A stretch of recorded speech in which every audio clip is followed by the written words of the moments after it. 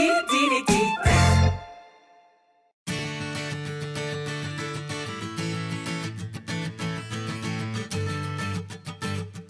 samotnom centre Prahy sa na niekoľko dní otvoril jedinečný Google Byt, do ktorého sa mohlo pozrieť len niekoľko vyvolených. A my zo Citylooku sme boli medzi nimi. O čom je ten celý Google Byt? Google House sme pripravili preto, aby sme vlastne sprístupnili technológie Google bežným užívateľom, aby pochopili, akú rolu môže hrať ich v každodennom živote, ak im môže pomôcť a spríjemniť deň. Je tato akce ojedinělá, nebo ji pořádáte ještě někde jinde? Teraz vlastne sme prvýkrát otvorili Google Byt v Prahe a je to vlastne prvá podobná príležitosť v celej strednej Európe, takže je to celkom unikátne.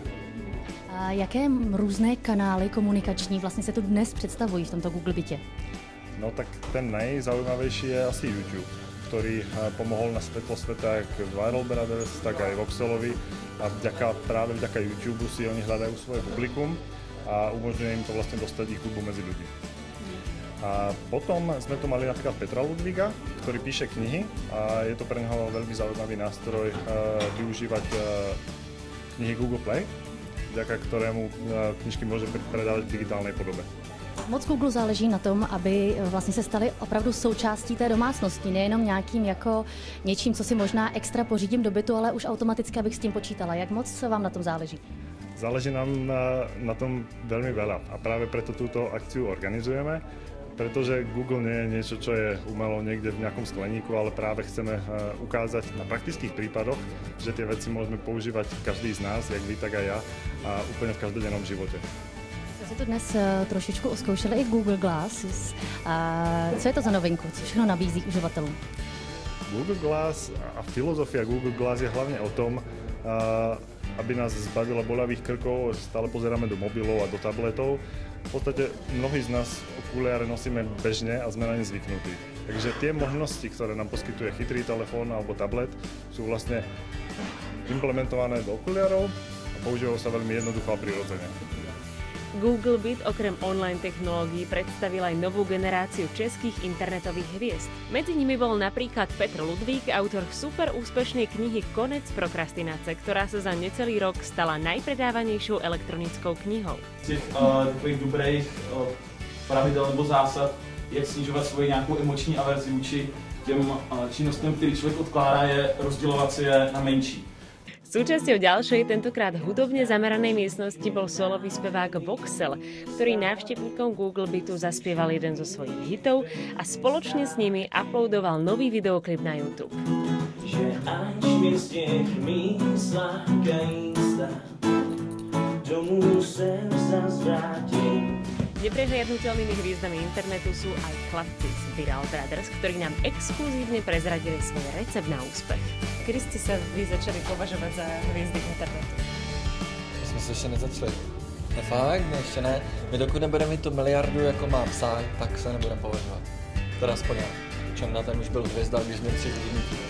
Já si začnu považovat, až budeme mít třeba 500 milionů. Takže koľko zhliadnutí máte priemerne teraz? Teďka máme dohromady asi 80 milionů. No, budeme mít asi 100 milionů. 100 milionů. Ako to celé začalo? Jak to začalo? My točíme už dlouho, my jsme točili ještě vlastně před YouTube, ale tam se nám to nějak jako furt nedařilo, možná to bylo i tím, že to nebyla virální platforma. Bylo to samozřejmě i tím, že jsme byli v komunitě a mysleli jsme si, že točíme dobře a jenom se na nás to lidi nechtějí dívat, taková ta klasika. A postupně jsme se jako spíš na základě těch zkušeností začali točit spíš věci, které zajímají ty lidi a ne nás. Takže jako jsme se na to začali dívat z druhé stránky. Studovali jsme prostě různé virální videa, snažili jsme se to nějak analyzovat a následně syntetizovat v podstatě, jako dát to dohromady ty různé techniky, které tomu jako pomáhají tomu šíření a nějak se nám to podařilo a čím víc jsme nad tím přemýšleli a zabývali se tím a hlouběji se do toho ponořili, tak tím víc se nám to dařilo v podstatě. Dobre, tak ja sa snažím tak nejak nenápadne odhaliť to tajomstvo vášho úspechu vlastne. Je to teda o tom nájsť niečo, čo sa bude páčiť najširšej skupine ľudí, alebo o čom to je? Tak jestli chceme, aby se na to nejširší skupina lidí podívala, tak asi chceme, aby se jim to líbilo, ne? Nebo aby je to zaujalo. Nemusí to být jako pozitivní, že se k tomu mají pozitivní vztah, ale musí to pro ně být zajímavé. Takže my potřebujeme, aby to bylo zajímavé pro širokou škálu lidí. To jsou různé způsoby, jak to udělat. prostě potřebujeme, aby potom, když člověk shlédne to naše video, aby měl potřebu říct někomu nebo ukázat, poslat dál a to. Co jsem viděl právě. Že to nakonec v něm zbudí takovou emocionální nějaký stav, kdy si řekne, tak to musím poslat dál někomu. Že kdybych to postil na YouTube nějakou super pecku, bez ničeho, že by to ani můj kámoš o tom nevěděl, tak se to prostě nemůže rozjet, že jo. Takže musí se to dostat aspoň na nějakou kritickou masu lidí, kteří to dokážou rozšířit dál. Takže je tam to jakože víc, nejenom ten obsah toho videa, ale ten obsah je vlastně klíčový v tom konečném důsledku, jestli se to rozjede hodně nebo ne. A ta kritická masa nemusí být moc velká, to je třeba 10 000 lidí může rozjet takhle virální video, což není moc. A jak vy vidíte vlastně ten potenciál v tom proslavit se vlastně přes YouTube?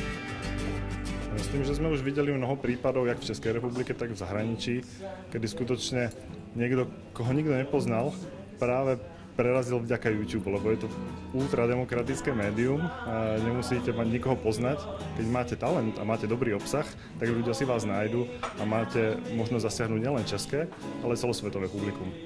A keďže Citylook má taktiež ambície stať sa hviezdou internetu, rozhodne si nezabudnite kliknúť na náš YouTubeový kanál. Tam, kde si ty,